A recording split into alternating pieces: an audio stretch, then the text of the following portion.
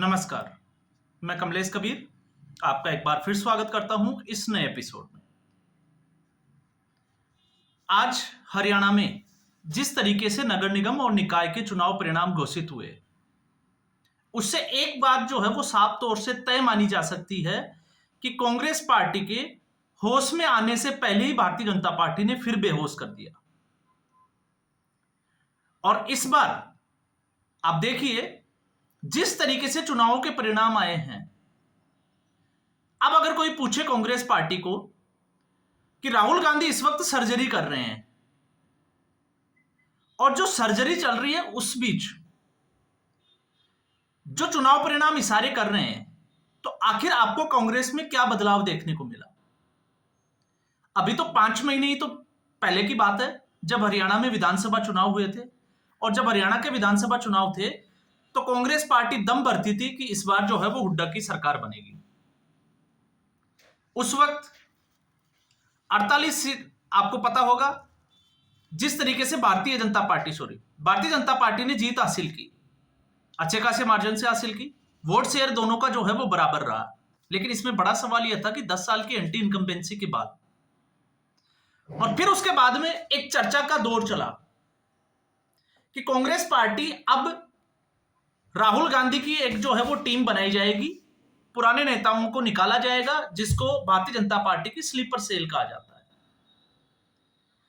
अब मेरा सवाल यहां पे यह है कि राहुल गांधी की इतनी हिम्मत है कि वो हरियाणा में किसी कांग्रेस पार्टी के नेता के ऊपर एक्शन ले सके?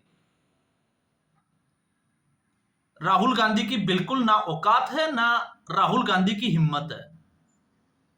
राहुल गांधी सिर्फ और सिर्फ जो है वो कमजोर नेता जो कांग्रेस पार्टी में गुटबाजी का शिकार है, सिर्फ उनके साथ खेल खेल सकते हैं। इससे ज्यादा राहुल गांधी कुछ भी नहीं कर सकते।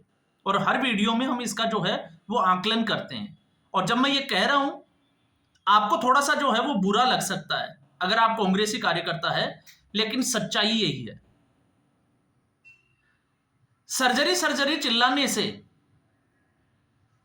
अगर हम ग्राउंड लेवल की बात करें तो उसके ऊपर जाकर काम नहीं हो सकता। और इसका कारण भी मैं बताता हूं। हरियाणा में जब विधानसभा चुनाव परिणाम आया तो उस वक्त एक फैक्ट फाइंडिंग कमेटी बनाई गई थी, और फैक्ट फाइंडिंग कमेटी का रोल दिया गया था कि वो कारणों की समीक्षा करे।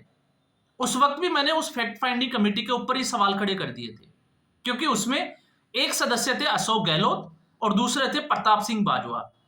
दोनों ने ही अपने प्रदेश में, अशोक गहलोत ने कांग्रेस पार्टी का भट्टा बिठा दिया राजस्थान में। अगर कांग्रेस पार्टी समय रहते कमान सचिन पायलट को दे देती तो शायद इतिहास जो है वो बदल जाता, कांग्रेस पार्टी सत्ता में वापसी कर सकती थी। लेकिन ऐसा नहीं किया। अशोक गहलोत ने पुत्र मोह के चलते सचिन पायलट को रास्ते से हटाने की पूरी कोशिश की और खामियाजा भुगतना पड़ा कांग्रेस पार्टी को। प्रताप सिंह बाजवा, कैप्टन अमरिंदर सिंह की जब सरकार थी तब किस तरीके के खेल खेलते थे, और अब जब कमान राजा वड़िंग के हाथ में है तो पंजाब कांग्रेस पार्टी में क्या चल रहा है सबको पता है। तो ये तो थी फैक्ट फाइंडिंग कमेटी के हाल। उस वक्त मैंने इसके ऊपर सवाल उठाए थे कि ये लोग फैक्ट फाइंडिंग कमेटी में जिनको रखा गया है, ये क्या आकलन करके देंगे, क्योंकि ये भी उसी पुत्र मोह में, परिवारवाद में डूबे हुए हैं। और भूपेंद्र सिंह हुड्डा और दीपेंद्र हुड्डा, तो स्थिति सबकी एक ही जैसी थी। लेकिन फैक्ट फाइंडिंग कमेटी में एक कारण दिया गया था, और वो था कि कांग्रेस पार्टी में जिला स्तर पर संगठन ही नहीं है या तो फिर बहुत कमजोर है। तो उसके लिए कांग्रेस पार्टी ने 5 महीने में क्या किया, क्योंकि कांग्रेस पार्टी को यह तो पता था कि हरियाणा में अब निकाय के चुनाव आने वाले हैं, तो सिर्फ और सिर्फ जनता को बेवकूफ बनाना है और कार्यकर्ताओं को जो है वो अपने साथ में जोड़ के रखने का है, और लगातार एक सिगुफा देना है कि कांग्रेस पार्टी में सर्जरी हो रही है, और सर्जरी के नाम पे सिर्फ और सिर्फ बेवकूफ बनाने का धंधा चल रहा है। ना हरियाणा की हार से सबक लिया, ना महाराष्ट्र की हार से सबक लिया, और ना दिल्ली की हार से सबक लिया। और जिस तरीके से अभी बिहार के ऊपर जो है वो दरबारी मीडिया चिल्ला चिल्ला के बोल रहा है कि ये हो जाएगा वो हो जाएगा, इससे भी बुरा हाल होगा। आप आने वाले समय का थोड़ा सा इंतजार करिए।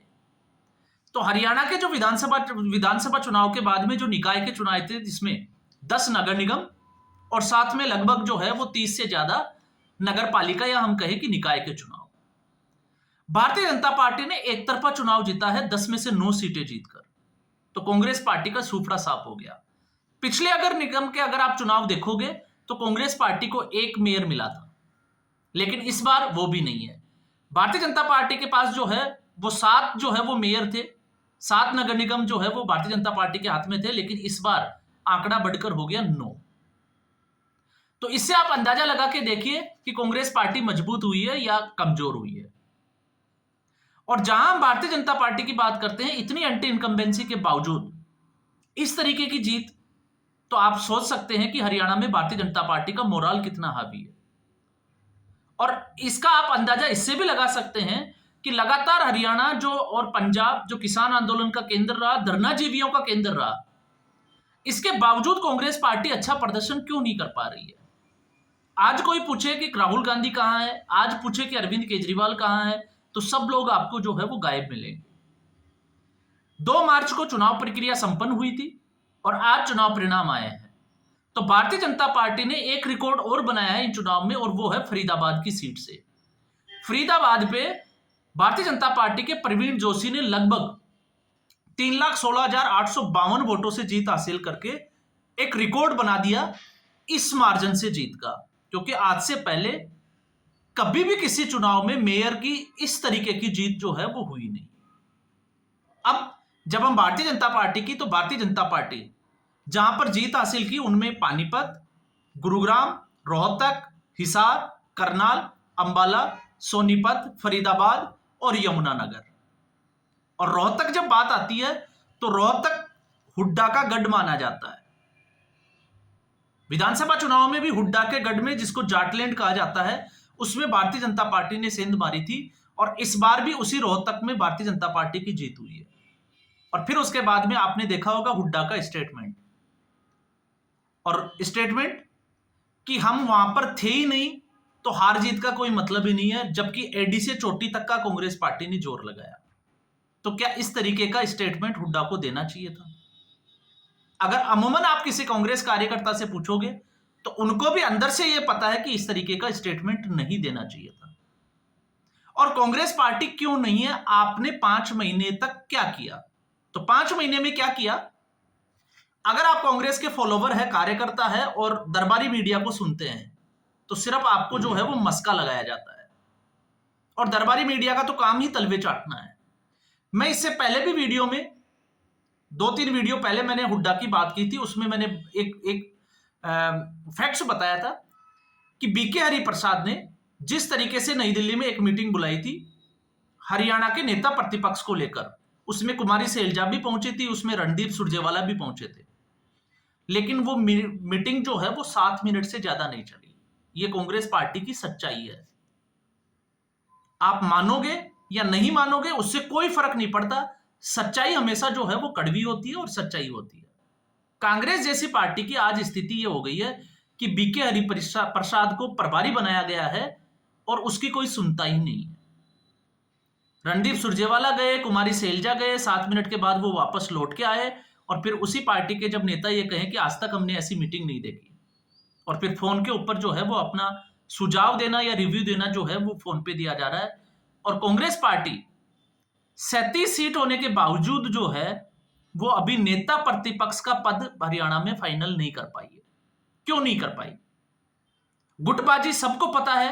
रणदीप सुरजेवाला वो अलग चल रहे हैं, कुमारी सैलजा उनकी महत्वाकांक्षा अलग है, और भूपिंदर सिंह हुड्डा ये कहते हैं कि पूरी कांग्रेस पार्टी और हरियाणा उसके कंट्रोल में। और यही एक वजह थी कांग्रेस पार्टी की। आप कहते हो ना कि कांग्रेस पार्टी हारती क्यों है? क्योंकि कांग्रेस पार्टी को कांग्रेसी ही हराते हैं। 90 में से 70 के आसपास जो है वो टिकट भूपिंदर हुड्डा ने अपनी मर्जी से दिए। कुमारी सैलजा की आपको पता होगा, मैंने उसमें एक वीडियो में बात भी की थी कि जिस तरीके से उनके ऊपर टिप्पणी की गई है, तो कांग्रेस पार्टी भूल जाए कि दलित वोटर उसके साथ आएगा। और जिंद में फिर उसके बाद में 1.25 लाख से 1.5 लाख लोगों की जो है वो एक बड़ी मीटिंग हुई थी। और परिणाम क्या हुआ?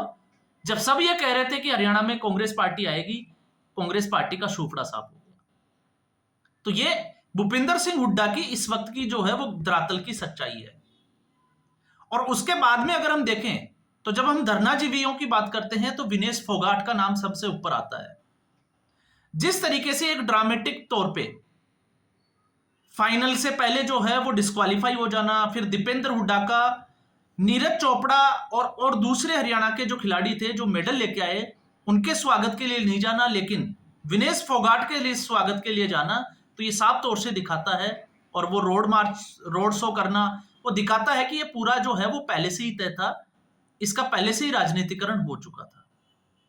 और अब इस चुनाव में वो और ज्यादा एक्सपोज इसलिए हो गया क्योंकि जिस सीट से, जुलाना की सीट से विनेश फोगाट विधायक है, उसी जुलाना की सीट से डॉक्टर जांगड़ा जो नगर पालिका के चेयरमैन पद के लिए प्रत्याशी थे भारतीय जनता पार्टी के, उन्होंने जीत हासिल कर ली। तो धरनाजीवी वो भी एक्सपोज हो गए। कुमारी सैलजा की जो सीट है जहां पर उसका वर्चस्व है, वहां से भी भारतीय जनता पार्टी ने सीट हासिल की है, तो भारतीय जनता पार्टी की जीत हुई है। तो इस पूरे हरियाणा के जो निकाय के जो चुनाव थे, उसने कांग्रेस पार्टी की सर्जरी को, कांग्रेस पार्टी की हाईकमान को, कांग्रेस पार्टी की गुटबाजी को एक तरीके से कहें तो पूरा एक्सपोज करके रख दिया। और आप मान के चलिए, कांग्रेस पार्टी कागजों में जिस तरीके से मीटिंग कर रही है, मीटिंग महाराष्ट्र के चुनाव के बाद में भी हुई थी, और तारीख थी 28 नवंबर, सीडब्ल्यूसी की मीटिंग हुई थी। उसमें कई सुझाव दिए गए थे, क्या अब तक अमल में लाए गए, या उसके बाद में आपने खबर सुनी कि किसी पार्टी के नेता के ऊपर एक्शन लिया गया हो। तो कांग्रेस पार्टी में सिर्फ और सिर्फ जो है वो दिखावा चलता है, सच्चाई से अभी भी जो है वो कांग्रेस पार्टी कोसों दूर है। और जब तक कांग्रेस पार्टी का यही ढर्रा रहा, यही हाल रहा, तो आप कांग्रेस पार्टी से उम्मीद नहीं रख सकते। आप भले ही जो है वो मेरे को या ऐसे और जो बहुत सारे लोग जिस तरीके से वो कांग्रेस पार्टी की इस तरीके से बात करते हैं, गंभीर विषयों को उठाते हैं, आप सिर्फ उनको गाली दे सकते हो, उनसे नाराज हो सकते हो, इससे हासिल होने वाला कुछ नहीं है। क्योंकि कांग्रेस पार्टी की समस्या धरातल पे नहीं, कांग्रेस पार्टी की समस्या जो है वो टॉप लेवल पे है। कांग्रेस पार्टी की समस्या नेतृत्व से शुरू होती है, और जब तक नेतृत्व में बदलाव नहीं होगा तब तक कांग्रेस पार्टी का कुछ नहीं हो सकता। ये राहुल गांधी की लिस्ट में 93वां जो चुनाव है वो है, और बहुत बुरी तरह से इसमें जो है वो हार है।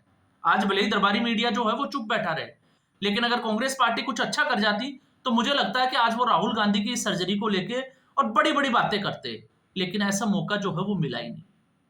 और दूसरा, नायब सिंह सैनी ने दूसरी बार जो है वो अपने आप को साबित कर दिया कि राजनीति कैसे की जाती है। पहले विधानसभा चुनाव में एंटी इनकम्बेंसी होने के बावजूद भारतीय जनता पार्टी की तीसरी बार सरकार बनाना, और फिर उसके बाद में उससे भी अच्छी जीत हासिल जो है वो नगर निकाय के जो चुनाव थे उसमें हासिल करना। तो अब आप समझ सकते हो कि भारतीय जनता पार्टी और कांग्रेस पार्टी में फर्क कहां है। तो आज के एपिसोड में बस इतना ही। आपके कोई सुझाव है, आपकी कोई राय है, वो जरूर दें। और अगर आपको वीडियो अच्छा लगे तो वीडियो को लाइक करें, चैनल को सब्सक्राइब करें और वीडियो को शेयर जरूर करें। धन्यवाद।